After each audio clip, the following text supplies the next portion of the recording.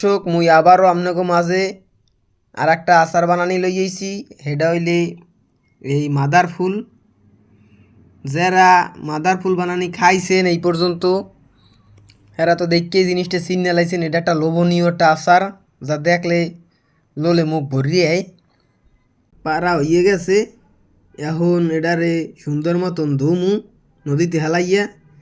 ধোয়া টোয়ার পরে এই যার মাথায় দেখছেন এই ইত্তেরা ছাদে মাল নাই, এর মানে সবাই দোয়া করেন হ্যার কিন্তু আগামী বছর বিয়া।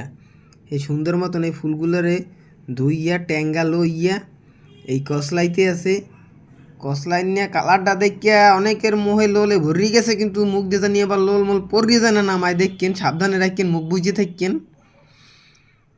এই খাইয়া নামনা করে টেস্ট করে দেখাই নইবে এটা স্বাদ কেমন। কিন্তু খাওয়ার পর সকালে পেট পট ক্লিয়ারই এটা সাইড যাইবে।